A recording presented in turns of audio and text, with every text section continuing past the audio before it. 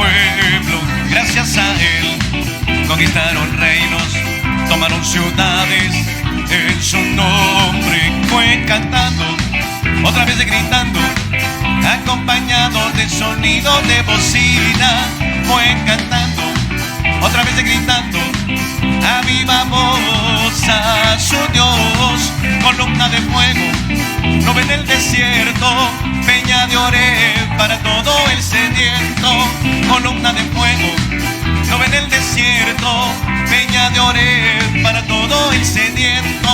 Le llaman guerrero, le llaman guerrero, le llaman guerrero, Jehová de los ejércitos. Le llaman guerrero, le llaman guerrero, le llaman guerrero, Jehová de los ejércitos. Cuentan de un Dios que hace maravillas, dándole poder a su pueblo.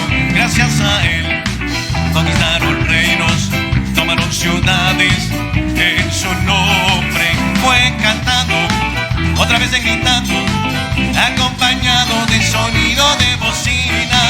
Fue cantando, otra vez gritando, a viva voz a su Dios. Columna de fuego, nube en el desierto, peña de Oreb para todo el sediento.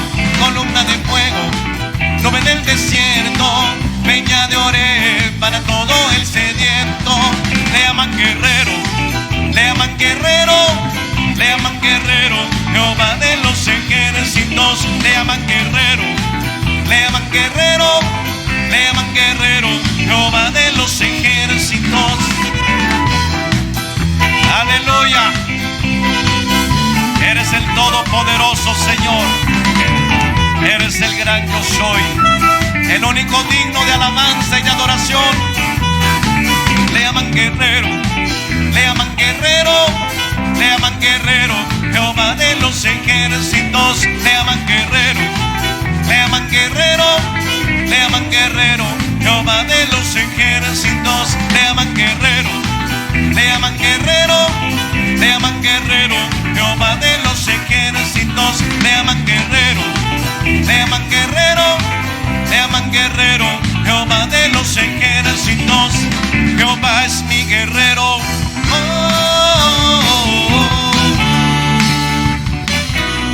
Jehová es mi guerrero.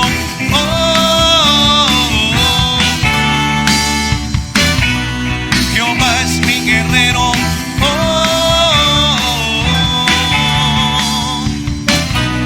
Jehová es mi guerrero.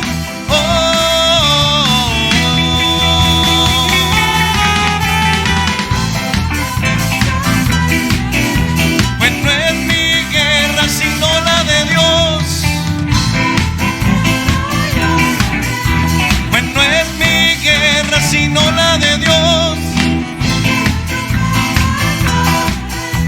Pues no es mi guerra sino la de Dios. Con fuerte y alta voz yo gritaré. Grítelo, mi hermano. Jehová es mi guerrero.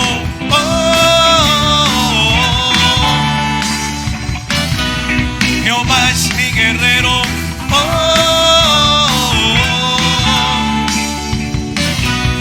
Jehová es mi guerrero.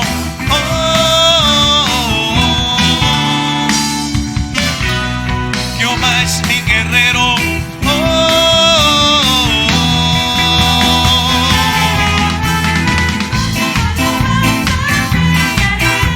Pues no es mi guerra sino la de Dios.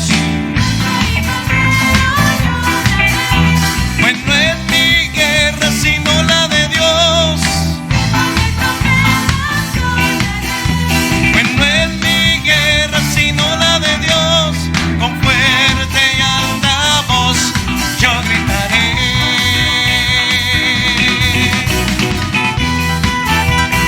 Aleluya. Él es nuestro Dios, mi hermano. Él pelea por su pueblo, por su iglesia. Gracias, Señor, por estar con nosotros. Gracias, Señor, por pelear nuestras batallas, por ayudarnos, Señor, en nuestras debilidades. Gracias, Señor.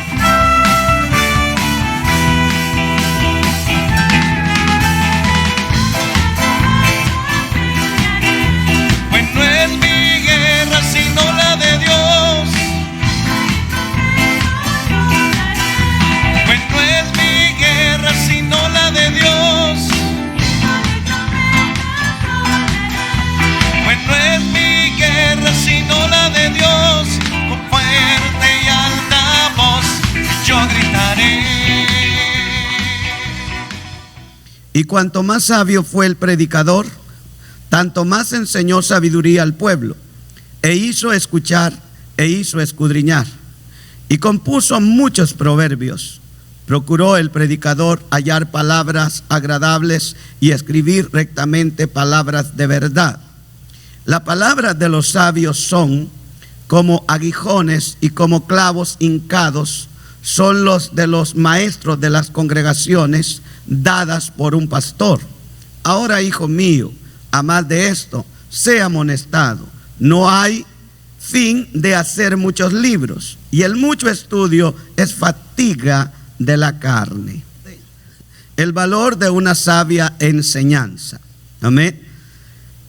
El valor de una sabia enseñanza. Esta palabra tocó mi corazón. ¿Por qué razón? ¿Cuántas veces carecemos de un consejo, de una enseñanza que nos haga abrir la mente, que nos haga entender con claridad lo que la palabra del Señor nos dice? Déjeme entonces darle una información general, como siempre lo hacemos, e ilustrarle el mensaje de lo que acaba de leer conmigo, ya que lo leímos, y quiero traducir lo que acabamos de leer para que usted lo pueda entender de una manera sencilla. Note del verso 9 al 12. Esto es lo que leímos y se lo voy a poner un poco mejor claro. Dice así la primera, basándonos en el verso 9.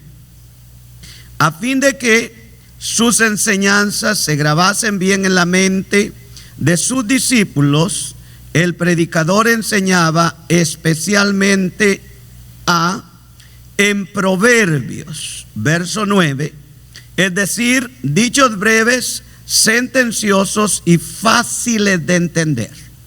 Amén.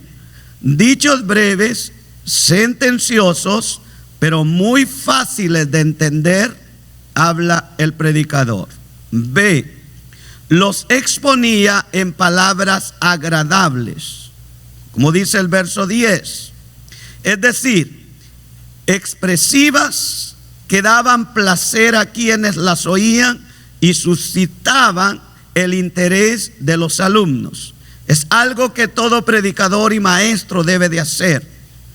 El predicador debe de tratar y el maestro debe de tratar de captar la atención de tal manera que los oyentes quieran escuchar la palabra de Dios. Y esto era una especialidad de Salomón. C, sus escritos, sus lecciones puestas por escrito tenían dos cualidades que no deben faltar en ningún escrito: rectitud y verdad. Eso es lo que dice aquí en el verso 10.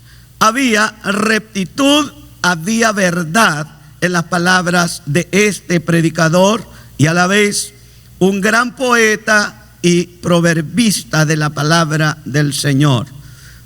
D, para describir las virtudes de los dichos de los sabios, usa dos símiles muy expresivos: aguijones y clavos. Amén. Usted los ha leído conmigo, ¿verdad? Esta tarde. Él usa dos símiles, usa aguijones y usa clavos, dice el verso 11. Y con esto le defino y le generalizo el mensaje que quiero comunicarlo. No hay fin de escribir y publicar muchos libros, dice el predicador, y sería tremendamente agotador leerlos todos. Pues, ¿por qué molestarse en ello? Todo lo que podría revelar sería vanidad en la vida. El mucho estudio, después de todo, se convierte en una vanidad si no se pone a Dios primero. Amén. Esta es la manera con que Salomón explica y nos da a entender. Él ha concluido el libro de Eclesiastés, uno de los libros que muchas personas no entienden y a veces se confunden, y entre los escritos del gran proverbista están algunas cosas que no son difíciles de entender, simplemente que las personas no lo quieren hacer o buscar la ayuda del Señor. Por ejemplo, en el proverbio, él hace algunas observaciones, o en el libro de Eclesiastés, él observa que al mismo lugar en donde va un animal, va también el ser humano. Y algunos dicen que no vale la pena entonces estar en una iglesia, porque al morirse se acabó todo. Eso no es lo que Salomón quiso decir. Lo que Salomón quiso decir, que hablando de la carne, no hay ninguna diferencia entre los animales y nosotros, porque en una pequeña abertura que se hace, se entierra un animal, y lo mismo se entierra el cuerpo de un ser humano. Eso no significa que el ser humano haya concluido con eso. El ser humano tiene alma, cuerpo y espíritu, y continuará viviendo, dice Salomón. Pero algunos lo confunden. Esto se encuentra en el libro de Eclesiastés. Él ha concluido el libro y va a dar su resumen del libro. Lo que está haciendo aquí Salomón es resumiendo todo lo que ha dicho desde el principio de Eclesiastés hasta llegar al capítulo 12. Y luego se narra la manera como lo hizo, de una manera excelente. El fiel pastor comparte la sabiduría. Esto es lo que nosotros podemos encontrar leyendo el pasaje. Dice la palabra, y lo tiene usted ahí, que cuanto más sabio fue el predicador, tanto más enseñó sabiduría al pueblo. Lo leyó usted, ¿verdad? Entonces, el fiel pastor o predicador o mensajero comparte la sabiduría que Dios deposita sobre él. No es egoísta, es compartido cuando entrega la palabra de Dios. Cuando observamos lo que dice Salomón, nosotros llegamos a la conclusión que el texto dice que cuanto más le dio Dios a él, más enseñó al pueblo sabiduría. Esto es una fidelidad de un pastor: recibe y da. Para eso primero hay que estar dispuesto a recibir lo que Dios quiere dar. Y cuanto más sabio fue el predicador, tanto más extendió su sabiduría, compartiéndola con los demás. El fiel pastor, el fiel predicador, el fiel maestro no recibe para retener, recibe para enseñar. No se puede reservar lo que Dios nos ha dado. La Biblia dice que Dios dio a su Hijo unigénito, no hizo ninguna reserva para él. Esto significa que no apartó nada para él, todo lo entregó a su pueblo, se dio todo por nosotros, no reservó nada. Cuanto más sabio fue el predicador, tanto más enseñó sabiduría al pueblo. 2. Él da de gracia lo que de gracia recibió. ¿Cómo y dónde lo recibió?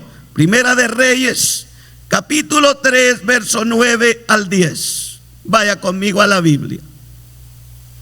Primera de Reyes, capítulo 3, verso 9 al 10. Da pues a tu siervo corazón entendido, para juzgar a tu pueblo y para discernir entre lo bueno y lo malo, porque ¿quién podrá gobernar tu pueblo tan grande? Agradó delante del Señor que Salomón pidiese esto, y le dijo Dios: porque has demandado esto y no pediste para ti muchos días, ni pediste para ti riquezas, ni pediste la vida de tus enemigos, sino que demandaste para ti inteligencia, para oír juicio. He aquí, lo he hecho. ¿Cuántos alaban al Señor? Me encanta la respuesta de Dios. El texto no dice, lo voy a hacer. Él le dice al hombre, al sencillo joven Salomón, quien es un jovencito para en esta parte. Si usted está aquí, es jovencito, señorita. ¿Cuántas veces nos sentimos incómodos cuando somos jóvenes, adolescentes en la casa de Dios? Y pensamos que esto no es para nosotros, que lo nuestro es los coliseos, los lugares amplios donde se grita, se salta y se desgarran las gargantas aplaudiendo a un loco desenfrenado que está en una tarima. Y pensamos que eso es para nosotros los jóvenes o para cuando uno está joven. Pero yo te quiero decir, no hay nada mejor que estar sentado en la silla de una iglesia. Si quieres aprender inteligencia y sabiduría, este es el lugar perfecto. Si quieres crecer en mente y en conocimiento, este es el lugar perfecto. Salomón, quien es un joven, no es un joven del vulgo. No es un joven de una choza que lo criaron con gran esfuerzo. No es ese. Salomón ha crecido en un palacio. Salomón ha sido criado en las mejores universidades de su tiempo. Ha sido un mimado príncipe, hijo de David. Él lo declara. Y dice: yo también fui hijo de mi padre, único y delicado delante de ellos. Por lo tanto, Salomón fue criado con educación, con delicadeza. Pero al morir su padre David, a él se le transmite el trono de la nación de Israel, el pueblo de Dios, no cualquier pueblo. Salomón sabe que para dirigir el pueblo de Dios tiene que tener sabiduría de Dios. Este no es un pueblo nómada, este no es un pueblo vagabundo, este es un pueblo que conoce la palabra de Dios. Este es un pueblo que ha sido instruido desde su niñez para que conozca los mandamientos de Dios. Así que Salomón pide a Dios sabiduría. Es sorprendente que cuando la pide, Dios le responde: porque pediste esto, ¿sabes qué? Ya lo he hecho. Qué maravilloso. ¿Y cómo sabemos que ya Dios había dado a este joven sabiduría? Porque no pidió mujeres, no pidió dinero, no pidió más palacios, pidió inteligencia. El hecho de estar pidiendo eso lo muestra ya como un inteligente. Es interesante que a Dios le pide sabiduría para guiar al pueblo. Salomón pidió a Dios sabiduría para guiar al pueblo de Dios. Y viendo el texto entendemos que fue fiel a su petición, ya que él pidió sabiduría para dirigir al pueblo. Note esto. El enfoque de su enseñanza. El pueblo fue para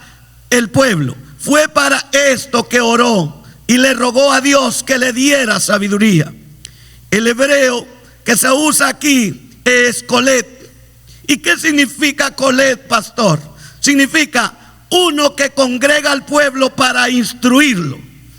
Uno que congrega al pueblo para darle instrucción. Colet. No se limitó a dar lecciones a una élite de nobles y eruditos, sino que enseñó al pueblo, ya que sus lecciones son de la máxima importancia para todos. Salomón no le pidió a Dios sabiduría para guiar una élite de sabios, una élite de inteligentes. Señor, dame sabiduría para guiar a tu pueblo, dentro de todos, del más grande al más pequeño. Quiero reunirlos, quiero colet al pueblo, quiero congregarlos y enseñarles tu palabra. Eso le pidió a Dios y eso le dio el Señor. Mire, la petición le agradó a Dios. Salomón ha sido puesto para dirigir un pueblo, y para dirigirlo tiene que depender de Dios. Y Dios no niega cuando tú le pides algo. Dice la Biblia: si alguno es falto de sabiduría, pídale a Dios, el cual dará con amplitud lo que le pedimos. Esto le pidió al Señor y esto le dio Dios, porque le agradó a Dios su petición. Ya la tienes, le dijo. Hoy, esta tarde, tú puedes pedirle a Dios sabiduría. No sé si debo dedicarme de lleno a esto o aquello, pero quiero estar en tu casa, quiero servirte. Él te va a iluminar qué es lo que vas a hacer. Verso que leímos: estimuló al pueblo a prestar atención e hizo escuchar e hizo escudriñar. Y cuanto más sabio fue el predicador, tanto más enseñó sabiduría al pueblo. Note, e hizo escuchar, e hizo escudriñar, y compuso muchos proverbios. Entonces encontramos que el método que Salomón encontró para una enseñanza productiva, que cada oyente preste atención a la palabra. Amén. No puede aprender nada si es vagabundo en la mente cuando la palabra de Dios se está predicando. Salomón se preocupó que cada individuo que leyera sus escritos trató de captar la atención y lo hizo con proverbios. De tal manera que cada que se lee un proverbio trae y llama la atención.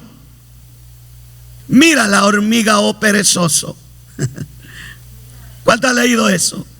Mira la hormiga, oh perezoso, y aprende de sus caminos y sé sabio. ¿Cómo no teniendo capitán ni gobernador prepara su comida? Oiga, esto es inteligencia. Esto es para captar la atención del oyente. Cualquiera que leyera los escritos, los proverbios, Eclesiastés, se queda ahí, impregnado en la palabra de Dios, se imprenta ahí, no quiere salir. ¿Por qué? Porque trató que sus enseñanzas se le pusieran atención. Cada que el predicador predica debe de estar atento mirando al pueblo. Si el pueblo está atendiendo o se está durmiendo. Salomón tuvo más que eso. Salomón procuró que sus lectores se interesaran en lo escrito por él y le pidió a Dios sabiduría para captar la atención de sus lectores. Usó de inteligencia, usó de sabiduría. ¿Quién no ha leído un proverbio? ¿Quién no ha leído un libro de Eclesiastés? Y siempre nos trae la atención. Me encanta leer esto. Usted lo puede ver en el libro de Eclesiastés, en el capítulo 7 y en el verso 1. Mejor es ir a la casa de luto que a la casa del banquete. ¿Lo ha leído usted? ¿Qué dice eso? Personas que están en un laberinto, en un baile, en un festejo, nadie está pensando en la muerte. Pero cuando alguien va a un funeral, lo primero que medita es que en unos días se verá como el muerto que tiene al frente. Y presta atención. Por eso Salomón dice que es mejor ir a la casa de luto que a la casa del banquete. Porque el que asiste a él lo va a tomar en el corazón, lo llevará al corazón, meditará en ello. Sabio para enseñar la palabra. Tú que estás aquí, debes de ponerte en tu mente estas palabras. Somos pasajeros en la tierra. Vamos solamente deprisa por esta tierra. Pero si prestas atención a la palabra, vas a ver que no solamente vivirás estos cortos años, que hay una eternidad que te espera, que te aguarda si obedeces al Señor. Una de las cosas a lo que fui llamado cuando leo y escucho y veo la palabra, yo fui llamado de Dios no solo para predicar, sino para escudriñar. Me encanta interpretar y pedirle al Señor de su Espíritu para que me refleje, para que me revele con su Espíritu Santo lo que su palabra quiere decir ahí. Y no irme tras lo que dicen todos, porque hay un Espíritu Santo que revela desde los cielos los misterios que el Espíritu mismo escribió. Y me encanta cuando estoy a la palabra, Señor, por tu misericordia, revélame lo que tú escribiste aquí. Quiero comunicárselo a tu pueblo. Y esto es lo que me agrada. Si usted no se interesa, la palabra de Dios capta la atención cuando uno se propone a escudriñar. Escudriñar no es lo mismo que leer. Escudriñar es más al fondo. La palabra se usa en el vocabulario cristiano, se usa la exégesis. ¿Qué es exégesis, pastor? Entrar profundo hacia abajo y traer de lo profundo a la superficie para que todos puedan entender lo que Dios está hablando en su bendita palabra. Pídale a Dios que le dé exégesis en su palabra para extraer de lo profundo y ponerlo a la superficie, que todos entiendan la palabra de nuestro Dios.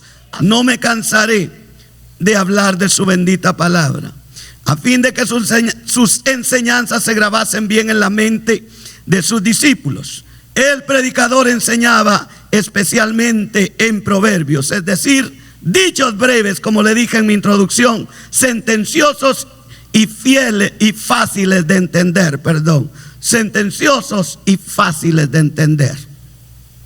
Esto despertaba al pueblo a escudriñar, como aquel pueblo de Berea. Vea esto, Hechos capítulo 17. E inmediatamente los hermanos enviaron de noche a Pablo y a Silas hasta Berea. Y ellos, habiendo llegado, entraron en la sinagoga de los judíos. Note el 11. Y estos eran más nobles que los que estaban en Tesalónica, pues recibieron la palabra con toda solicitud. Note, escudriñando cada día las escrituras para ver si estas cosas eran así. Yo le digo a este pueblo, cuando usted me oye predicar, anote el verso, escuche lo que digo. No quiero meterle ideas mías. Cuando llegue a su casa, abra su Biblia, compruebe con la palabra de Dios que lo estoy guiando con la Biblia, no con mis pensamientos, que le estoy dando la palabra, que es deber del oyente escudriñar la palabra de Dios, que es deber de cada receptor asegurarse que aquí no se le está engañando ni se le está metiendo sectas que lo confundan. Es la palabra que le llevará al cielo, y usted debe de leerla, debe de escudriñarla para crecer en Cristo Jesús. Estos beredianos eran gente nobles, eran gente de corazón dispuestos. Pablo había venido de Tesalónica, estuvo a punto de morir porque les predicó a Cristo, pero ellos no investigaron y lo recibieron con golpes. Pero los de Berea eran más nobles, eran más sabios, eran más inteligentes, y después de oír a Pablo fueron a las escrituras del Antiguo Testamento y se informaron que lo que Pablo predicaba era la verdad de Jesucristo. La forma de su enseñanza: número 1, la exponía en palabras agradables, es decir, expresivas, que daban placer a quienes la oían y suscitaban el interés de los alumnos. 2, sus escritos tenían dos cualidades que no deben faltar en ningún escritor: rectitud y verdad. Jesús dijo que la verdad liberta. Juan capítulo 8 y verso 32: y conoceréis la verdad, y la verdad os hará libres. Conoceréis la verdad. No solamente escuche, no solamente esté parando, conozca usted la verdad. Esto es lo que hace el escudriñar. El escudriñar nos lleva a descubrir por nosotros mismos lo que antes desconocíamos. Esto es lo que hace que la fe crezca en nosotros. Conocer la verdad, no saber de la verdad. Jesús dice: conoceréis la verdad, y la verdad os liberta. Hay mucho cautivo por los pensamientos enredosos con que ha crecido, y se ha cautivado porque está fuera de la verdad. Pero cuando conoces la verdad, cuando conocemos la verdad, sentimos libertad.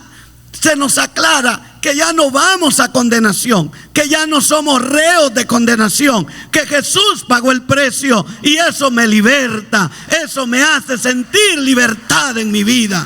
Por eso Jesús dice: conoceréis la verdad, y la verdad os hará libres. Esto hace que la enseñanza sea certera y con efectos positivos a quienes prestan atención en obediencia a la verdad.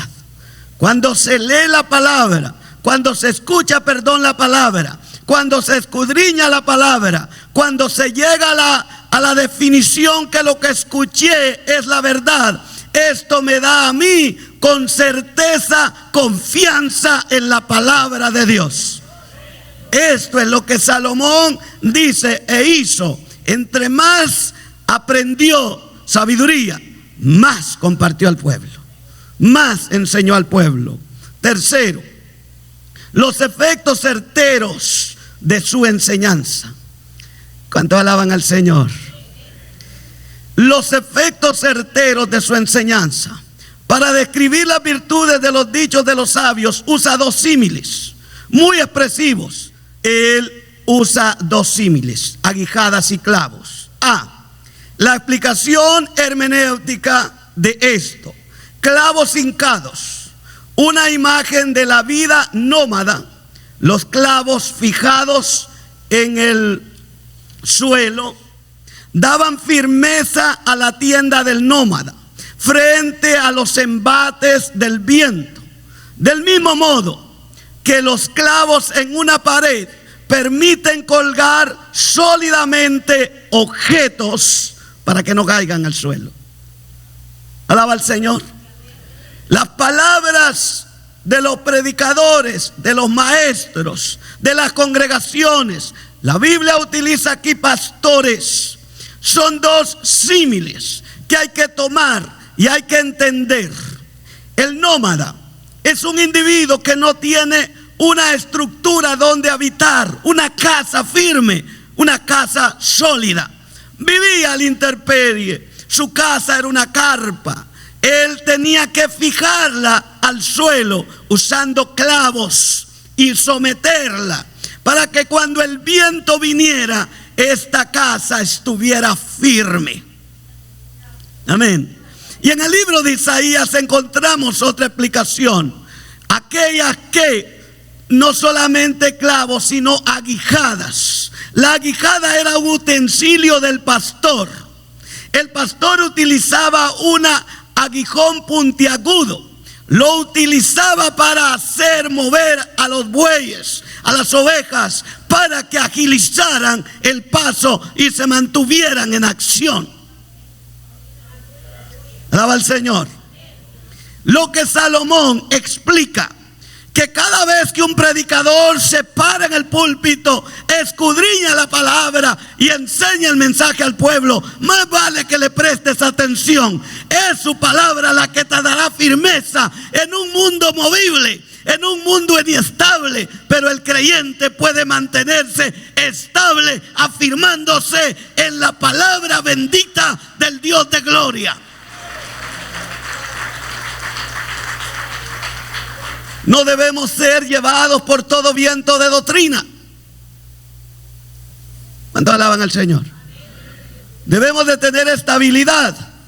Debemos de tener firmeza. Y la enseñanza sólida te afirma. La enseñanza clara te mantiene. Le digo a mi esposa cada vez que hablo de esto: no me gusta escuchar solo gritos sin enseñanza. Me gusta aprender cada que oigo un predicador. Me gusta aprender de lo que él ha escudriñado. Me gusta escuchar a aquella gente que sabe lo que dice. Porque aprendo, porque me formalizo, porque crezco en el Señor. Hay gente que le encantan los gritos, solamente, sin enseñanza. Pero la palabra se debe de entregar, porque los gritos no cambian a nadie, pero la palabra de Dios cambia. La palabra de Dios sostiene, la palabra de Dios mantiene. Cada que se escucha la palabra de Dios, debemos de tener en ella confianza. Para ilustrarle aquello que el predicador dice y lo que le acabo de explicar, eran los clavos que se afirmaban al suelo, daban firmeza a la tienda del nómada frente a los embates del viento. Del mismo modo que los clavos en la pared permiten colgar sólidamente objetos. ¿Quiere verlo en el libro de Isaías 22, 23 al 24? Y le pondré la llave de la casa de David. Sobre su hombro abrirá y nadie cerrará. Cerrará y nadie abrirá. Y lo hincaré como clavo en lugar firme. Y será por asiento de honra a la casa de su padre. ¿Lo leyó? Amén. La homiléptica de esto es prestar atención cuidadosa al consejo de la palabra de Dios, pues tiene efectos positivos en el fiel oyente. No dejes pasar cada palabra que lleve enseñanza, llévala a tu corazón. La homilética de la enseñanza entonces es que la iglesia, la congregación, cada vez que está el predicador acá, debe de estar atento, porque usted vino a este lugar para crecer en Cristo Jesús. Usted no vino aquí a perder el tiempo ni a visualizar a su hermano ni a su hermana. Usted vino a nutrirse de la palabra de Dios. Esto nos obliga entonces que la palabra debe prestarse atención. Que una palabra que usted reciba, si anda tambaleando, lo va a afirmar si la lleva al corazón. Que una palabra, si usted está colgando y está a punto de caer, lo va a sostener en el nombre de Jesús si pone atención a la palabra de Dios. Cuanto más enseñó el predicador, cuanto más sabiduría enseñó. Y así el predicador dice que las palabras de los sabios y de los maestros de las congregaciones son como clavos hincados e aguijones que hacen sostener al oyente. ¿Cuántos alaban su nombre? Si usted continúa leyendo los 2 versos finales, Salomón va a concluir diciendo esto. Voy a adelantarle esto, aunque no he concluido el mensaje. El fin de todo el discurso es este, hijo mío, dice Salomón: teme a Jehová y guarda sus mandamientos. Así que la aguijada del pastor sirve para apremiar, estimular o apurar a los animales del ganado a seguir hacia adelante. Del mismo modo que la palabra de los sabios estimula la mente y favorece el progreso intelectual y moral de cada escuchador o de cada oyente. Los clavos plantados literalmente sirven para el efecto opuesto, no para mover, sino para fijar, plantados para echar raíces de convicción. Los dichos de los sabios aseguran bien las enseñanzas de forma que los discípulos las permitan entrar en el corazón bien martillado por la palabra de Dios. Jeremías 23, 29. Y así no se dejen llevar a la deriva por todo viento de doctrina, dice Efesios 4, 14. ¿Están aquí? Sí. ¿Cuánta gente, hermano, no se afirma en la palabra de Dios? No tienen solidez. De repente están alegres, emocionados. Ay, no hay quien los pare. Y de repente andan cabizbajo. La razón es sencilla. No se ha profundizado y no se ha puesto atención a las promesas que la palabra de Dios tiene. La palabra de Dios está llena de promesas, pero esas promesas están llenas de requisitos. A veces queremos las promesas, pero no queremos los requisitos. Y las promesas de la palabra de Dios van acompañadas de algunas cosas que tienen que depender de nosotros. Pero a veces no nos gusta eso. Por eso leer la palabra debe de leerse en conjunto, para que no vivas bajo emoción, sino bajo una convicción. El que vive bajo convicción tiene problemas, igual que el que vive bajo una emoción. Con la diferencia que el emocional deja de caminar al ritmo que iba. El que vive una verdad y que tiene firmeza en la palabra, sabe, también tiene problemas, pero como tiene madurez, permanece firme, tiene estabilidad. ¿Qué es lo que hay que hacer cuando las cosas no van como yo quiero? Yo no debo de bajar el paso, yo debo de continuar y permanecer firme a lo que Dios me ha mandado. Y la palabra de los sabios es para eso, es para echar firmeza, es para mantenerme sólido en lo que ella enseña. Las palabras de los sabios son como aguijones. Déjeme aclarar esto. Las sabias palabras de verdad que provienen del único pastor divino actúan, número 1, como aguijones, varas puntiagudas para estimular a los creyentes en el camino recto.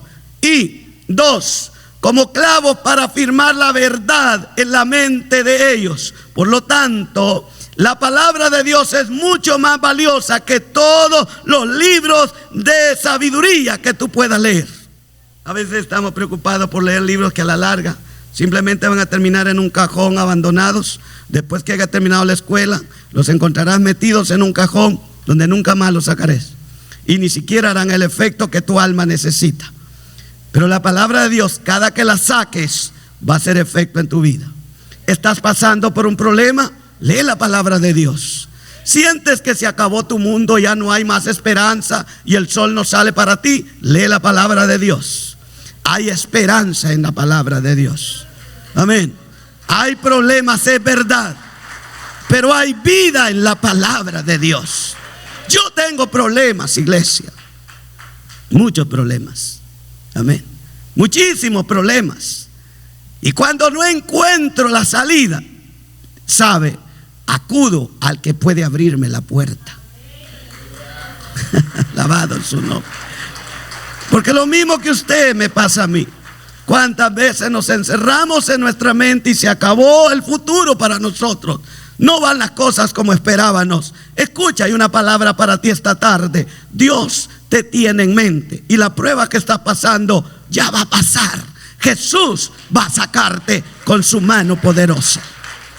Ahora, casi todas las versiones de la Biblia ponen como, si usted se fija, la palabra pastor.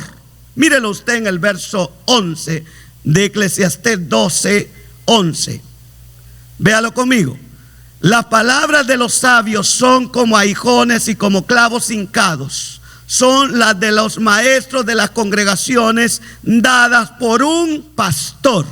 La letra que aparece ahí casi siempre en todas las versiones es una mayúscula. Amén. Y usted dice, ¿por qué una mayúscula? Bueno, déjeme que para eso estoy aquí, para que Dios me ayude a explicarle. Casi todas son mayúsculas. La palabra pastor indicando que los traductores entendieron que se refería directamente a Dios. Algunos traductores comprendieron que en este sentido la palabra pastor se dirigía no a cualquier pastor, sino al Dios de la gloria. También es necesario considerar que la forma de pensar oriental al rey se le tiene como un pastor. Homero dijo, todos los reyes son pastores del pueblo. Por esto, podría ser que el rey Salomón se estuviera refiriendo a sí mismo como un pastor de la nación de Israel. En esta interpretación encaja mucho más fácilmente con el contexto. Salomón termina con este consejo tomando la postura entonces como un humilde pastor. ¿Y por qué se pone entonces con mayúscula? La razón es, la enseñanza de Salomón no eran criterios de él, no eran pensamientos personales de Salomón. Las enseñanzas de este hombre fluían del cielo mismo a la cabeza de Salomón para enseñar sabiduría al pueblo. Así que encaja también como Salomón con un pastor maestro de una congregación. Amén. Esto es para que todo lo que acabamos de ver y acabamos de leer quede claro en su mente. Porque esta palabra es importante leerla y entenderla. Con la misma expresión paternal, hijo mío, tan frecuente en Proverbios, el predicador previene ahora contra el peligro de buscar demasiada información en otras fuentes, no tan sabias ni tan sanas como las suyas y las de los sabios maestros de las congregaciones. Nunca acaban de hacer muchos libros, pero la Biblia se escribió y el canon bíblico ya se cerró y Dios nos lo dejó para que lo leamos. Hay muchos libros en el mundo, amén, pero hay un solo libro que es interesante que lo leas y que lo leamos. Son los 66 libros de la bendita palabra de Dios. Ellas te pueden hacer sabio e inteligente para toda buena obra. En la vida a veces fallamos. En la vida a veces nos equivocamos, pero Dios es un Dios de misericordia. Dios es un Dios de amor.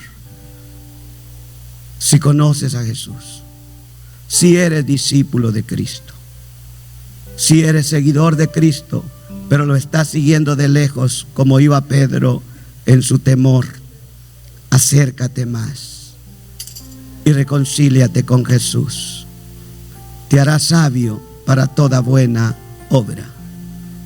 Te enseñará cosas ocultas que tú no conoces y te las pondrá clara en la mente para que crezcas en sus caminos. O si no, o si nunca le has dado tu corazón a Jesús, ¿por qué no se lo das esta tarde? ¿Por qué no le permites a Cristo entrar a tu corazón? Porque hay mucha gente que se ríe de los cristianos. ¿Sabe por qué lo hace? No conoce a Jesús. El día que lo conozcas, sabrás por qué grito y por qué predico de esta manera. Amo a mi Señor y lo conozco y sé cuán poderoso es. Bendito sea su nombre. ¿Quieres venir esta tarde y darle a Jesús tu corazón? ¿Quieres arrepentirte de tu camino y doblar tus rodillas ante el gran Rey de Reyes y Señor de Señores? Él te enseñará cosas grandes. Él te guiará por el camino eterno. Ven a Jesús, ábrele tu corazón, reconcíliate con Él. Él te está esperando, o acéptale a Él esta tarde. Él te espera con sus brazos de amor. Él te espera para darte salvación. Jesús está aquí y quiere salvarte.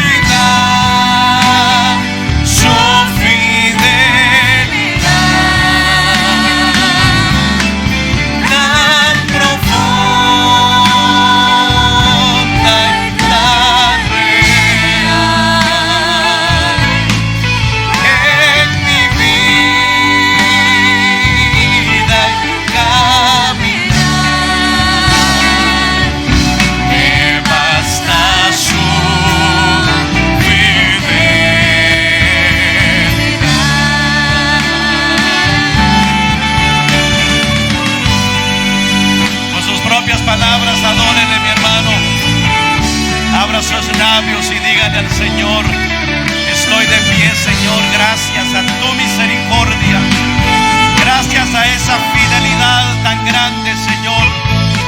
Es que podemos estar de pie, Jesús, porque tú, Señor, has sido bueno y porque tú nunca nos has desamparado, nunca nos has dejado, Señor Jesús. Vamos, coro,